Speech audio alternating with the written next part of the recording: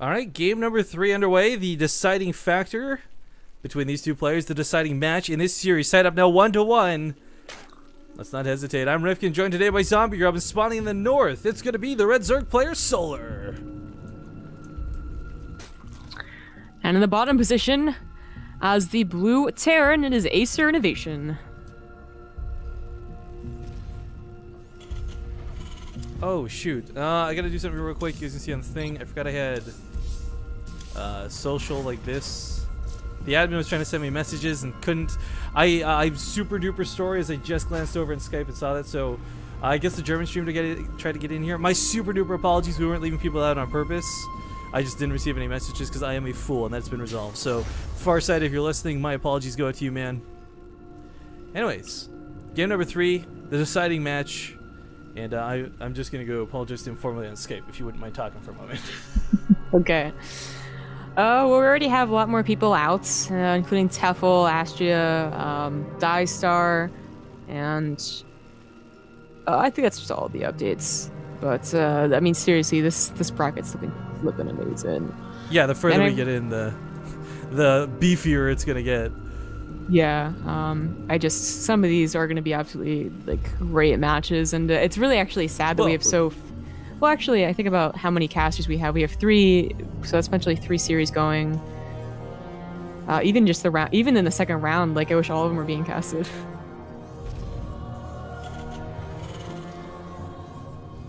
Yeah, well, I mean, you talk about excellent games. We already have, or 6 series, we already have 1 underway. I mean, Solar's a player who I think maybe 6 months ago, people were like, who's this guy, doesn't stand a chance. But of course, he's been playing in Pro League. He's been kind of showing off a lot of skill lately. And that game, I think, speaks for itself well over. So, I mean, we'll see how Innovation plays this one out. If he goes mech again, I don't know. I don't love mech on this map. But there are areas of the map you can really abuse, like the siege tanks behind the natural base. Lots of chokes and ramps to fight around to corral units into. But I think if I was Innovation, I don't know. Well, mech is not exactly a bad choice. I think Bio might be a little bit better for Polar Knight. That's just my opinion, though. I think Bio is actually just better for Innovation, but that just might be me. I mean, I could make like a fact like, well, he won when he went Bio and he lost when he went mech, but I think in general. But I was just looking at the APM like a minute ago, and I swear to God, Innovation was like trying to hover above 400 since the beginning. Now he's calmed down a little, but I'm like, what are you doing? Like, you silly Terran player. Like, what are you just drag clicking your mouse over the place? Calm down, calm down. But Innovation, I like that he's securing his natural base already. Not gonna take any risks. I mean, again, there's no losers bracket to this, guys, and yes, there's still another qualifier he can compete in.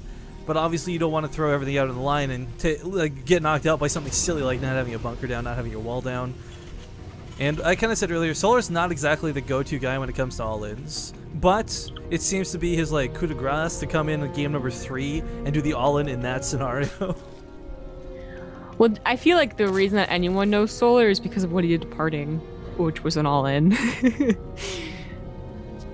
don't know if you watched the game. He did a Ling all-in. Ling all-ins are actually surprisingly good. It was earlier today I was casting with Loco and like, oh gosh, I think it was, I want to say Vortex. He did like a slow Ling all-in versus A-bomb. And we're like, is this gonna work? Is this gonna work? And well, it ended up working, of course. So Lings can be a tricky thing if not properly prepared for, no matter who you are. Yeah, I actually think I've seen that a few times, that build, but we actually have really fast overlord speed. Actually, I don't know if he's been doing it the past few games, but there are some Zergs that just always prefer to get it as fast as possible. Yeah, this is I like the earlier overlord speed though, honestly. Like I think with Suppy on that Zerg talk show or whatever a long time ago was talking about how if you get this on your tier 1, it's a lot better than going for layer and getting the overseer. You'll get more information earlier on, and the overlord will definitely live to see another day. Because unless your opponent went for like, I don't know, 5 racks or something silly, there's not gonna be enough marines to kill a speedy overlord. So someone who's watching this just said something funny in my Skype. That was nearly Samsung Throwlar. That's nope. Giggled. You know, someone actually speaking of this, someone did bring this up in chat earlier today, and someone's brought it up again. I don't know how to turn Brood War music on for observing. I think it's for playing only, guys. If I could, I would, but it's like enabled but doesn't play. Like, I swore I enabled that, but I don't remember at all hearing it. it works only in when you're playing, like, ladder and stuff. If anyone has any ways to turn on other than opening up the soundtrack and, like, a separate, like, media player or something, I'm all open to it. But Hellion's coming across the map. Not gonna be able to get a whole lot done. There's not a full wall off though, actually. So I take that back. He might be able to. He should, in my opinion, just suicide in here, but not gonna go for it. Here's the thing: you see absolutely no lings, you go for it. You see any amount of lings, and you're like, he has more. Yeah. I don't believe you. He has more. You don't go for it. So I kind of like it because chances are there are like 15 lings about to pop anyways, and the Hellions, they usually get cornered and trapped and don't actually do that much damage, but do like them for just clearing up that creep, having that presence. Even if you do get 10 drone kills, I don't think it's worth it. Small update in the brackets too, guys. So first off, the admin has accepted my apology, I hope. I don't know, I didn't formally say it, but update is Huck actually just 2-0'd Select. A little bit. I'm not surprised so much that Huck beat Select, but I'm more surprised that it was a 2-0. Select is a pretty darn good player. But this is the problem with IEM, guys. There's so many good players in it. All of your favorites are playing in some way, somehow, at some point. So rest in peace, Select, but we must focus on the game at hand, of course. Baneling Nest on the way. We're going to see that more classical Terran versus Zerg that we're used to seeing. You know, Widow Mines, Zerglings, Banelings, Mutalisks. So Innovation's not going to go for that mech. He just finished his starting his double upgrades, so I shouldn't say just finished because it's a weird way to phrase it, but lots of production coming out at home. I'm not sure I'm exactly a super fan of the way he's built his buildings because I foresee a choke being dangerous later on, but what this will pay off for is if Solar manages to run past with Lings, there's only one way for them to get through these buildings. So defensively, that's actually that could work. The weirdest building SimCity I've ever seen for a Terran player. Yeah, like my fear is that he might also get caught in this later. Like, can you imagine putting a change in that whole position there or something? That's funny. I really though, like I can see it. Like you don't want the mutas to get really. Sorry. Did you see the Hellion fire there? Yeah, I didn't even kill the creep gamers though. No, but I thought it did. That's why I went, oh, so I apologize for that. But we got Banelings without centrifugal hooks, but on creep, so an advantage there. I've been casting so much Starbow recently, I often forget that creep does give a speed bonus in StarCraft too. It's pretty important. Oh, actually, a fairly early center tower going up, and I really do like this. This is an easy map to get one center tower and really cover like the parts that you have to worry about. Which is what I was gonna say is like he didn't build over in the top side of his base because mutas do often go there and then balance between the main and the third, and it's really annoying. So at least you have to make them commit a little more by putting the buildings all the way back there, but. I don't know if it's really going to work out that way. Innovation's putting on enough pressure, though, that the mutas are probably not going to get too many chances to run around and do, wreak havoc. Yeah, it's not going to be the easiest thing, but Solar, of course, can't quite fight off creep. I mean, with centrifugal hooks, it's arguable you can, but you never really should type thing. Or never want to, I guess is a better way to phrase it. But if he catches enough Marines and holds them in place with the Zerglings, the Baneling's speed is now complete. Innovation lifts up, though. He actually saves the majority of his forces here.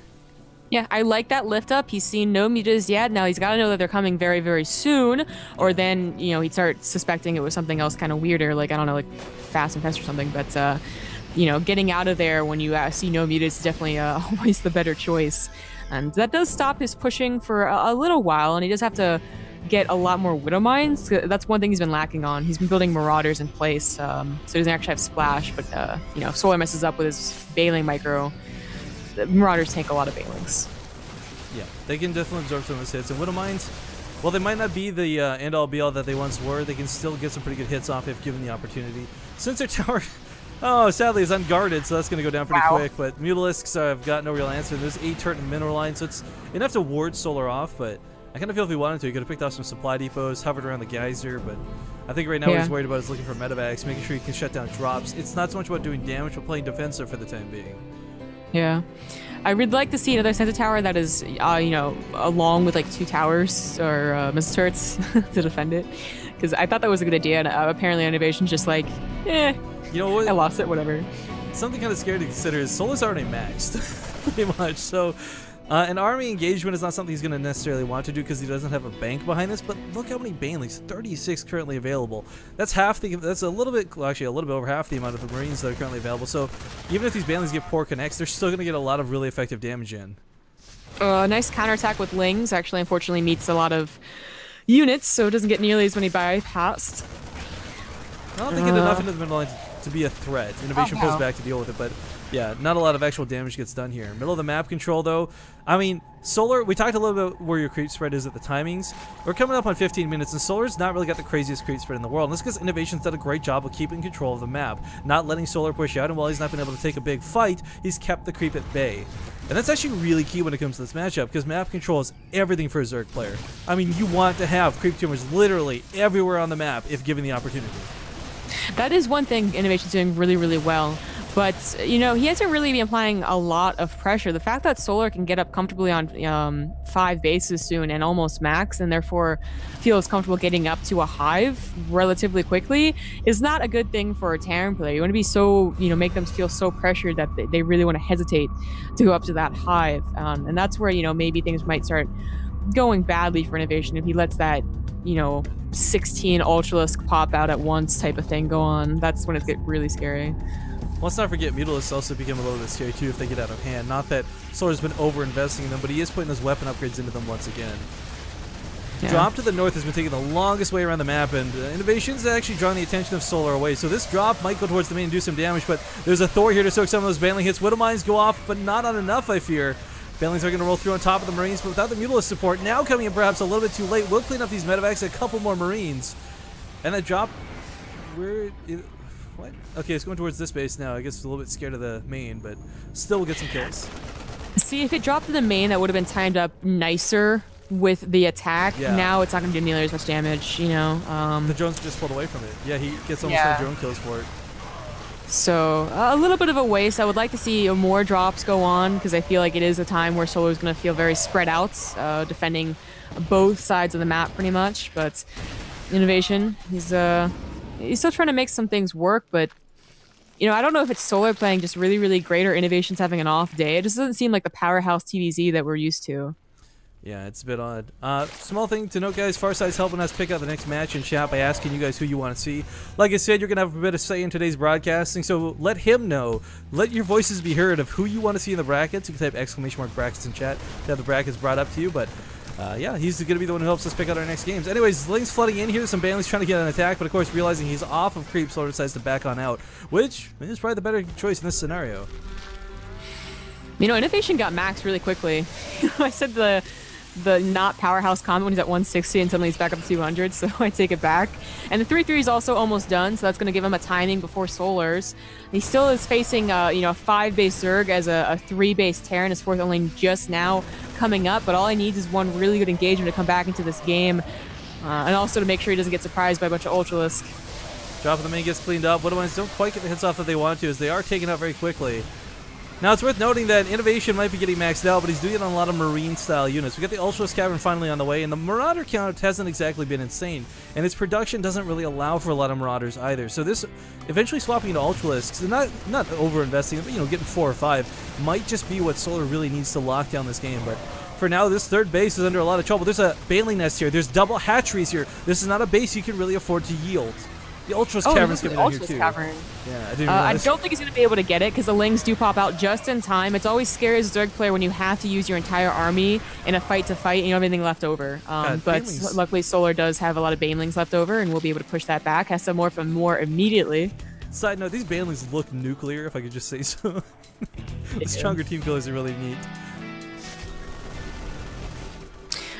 Still worried about the fact that Innovation's not being really able to deal any damage to the economy of Solar. Solar has a really nice bank going on. Yeah. Innovation is going to be able to secure this fourth base. I believe it was scouted, floating by a Ling, so Solar will know that he should try and, you know, put the mutas over there or something like that. Actually, he's going to choose to go into the third and maybe even into the production line. There's only a bunker with 2 Marines in it. He's going to wipe this out. Innovation has to retreat to defend this, or he sacrifices so many units. There's some Marines coming in, but Solar can just move to the main instead of fighting this. Instead, decides to take the fight. Not sure I love that choice. But going to the main, it's not going to be exactly free kills either. There's Marines stimmed all over the place waiting for him. Yeah. But this opens up a hole on the left, and looks like the Banelings and Zerglings are going to capitalize on this. Ooh, he should lift. He should cancel and lift. Uh-oh. The Banelings can take out this planetary. Hell, the Zerglings. Oh, the Banelings, are they going to go for the SCVs? No, okay. Could have gotten a little greedy, maybe sent off 3 or 4 Banelings, but cleans up the base in the end, so he might not have been able to take this base out, but he takes out the fresh base of Innovation, and more importantly, that was a planetary fortress at the end, not canceled. That was a huge blow. Okay, this drop is doing some damage. I guess I got a few drone kills. Actually, no, never mind. Only 12 gun on this entire game, so they were pulled away. He does attack the third at the same time, though. He's got to be able to kill a base. I feel like he just lost his own. That's 14 more Banelings of Zombie Grub. With the Mutalisk support, I think Solar should be able to hold this, but he's got to make sure he doesn't go in too early with these Banelings. I mean, taking a little bit of fire on the hatchery, but it's not exactly an immediate danger of dying, even if it does. This is a macro hatchery. This is not like your main base. Coming in here, there's some Widowlines going off on the Zerglings. Banelings have actually pretty much been used up at this point. This is getting really scary for Solar, morphing in more Banelings right now, but he can't go in with the Mutalisk. There's too many Marines. We got 5 Ultralisks popping soon, but will they even be in time to save this? The thing is that Innovation does not have a 4th base making. He is planning on this attack to do actual serious damage. You know, if he kills 1 base, but Solar holds on, Solar's still probably going to win this game. On 5 bases right now, yeah. He's exactly. This is a weird thing to consider Innovation being in so much trouble. A couple Widowmine's going to get a decent shot off on those Mutalisks, but unless like 3 or 4 go off, those Mutalisks are not going to die anytime soon. And the Ultra's about to pop. There's simply not enough Marauders here. Okay, here come the Ultralisks. They are fully upgraded with chitinous plating and everything. This is looking really grim for Innovation. Of all players to go down to a player like Solar, Innovation's one of the last ones you would expect, but Solar proving just how good he is here. And it's still the early rounds. Yeah, it is. This is quite a thing to see. I mean, Innovation looked so strong in that first game, but I would almost say it was not a build order win, but just simply the fact Solar did not scout it that really loud Innovation to win. It just looks so powerful that I was not expecting Solar. I mean, it hasn't been like a really easy game for Solar, but it wasn't like as hard pressed as I think I would have expected for him to win this game against Innovation. Innovation is struggling. He's got how many medevacs this fight? 13 medevacs to heal less than like barely 13 units. There's 14 bio units on the field right now. That's going to be changed in a moment here. SCVs are being taken out by the Ultras. Commander did lift, but I don't know to what avail that really succeeds. We got Pathogen Blends on the way, so if he can't end it here, he'll certainly end it afterwards, but I'm kind of thinking he's going to end it here. This is the last base of Innovation, and if this falls, good game.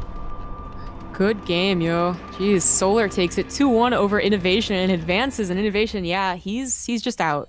This is like, this is so surreal to me too, because like I respect how good Solar is. We've cast him a lot, so we know how good he is. But for Innovation, like to lose TVZ, that I think it's safe to call that a bit of an upset. Yeah. We do have to take into account, by the way, that was a good map choice for Solar. He got that 4th up really, really easily. It's a 4th that you really can't attack, and actually I think it's almost a mistake if you try to, because it is a big investment, whereas if you just attack the main, you can sometimes get out, but not behind there. So it was still well played by Solar, even if the map kind of gave him a little bit of an edge. Yeah. Man, I'm just excited to see what else comes next, guys. We'll figure out with the admin what we're casting next. We don't know yet, of course, and we'll get these things sorted as soon as humanly possible. What I want to point out, though, most importantly than this, there's like 12,000 people watching the Ender's Game tournament. We got about 4,000 here on Base Trade TV, another 3,000 on Take TV. There is so much action going on today for StarCraft 2, and it's really exciting to see that. But yeah, these qualifiers will continue in a moment. Here comes some ads. Thank you for watching them, and we'll be back very shortly.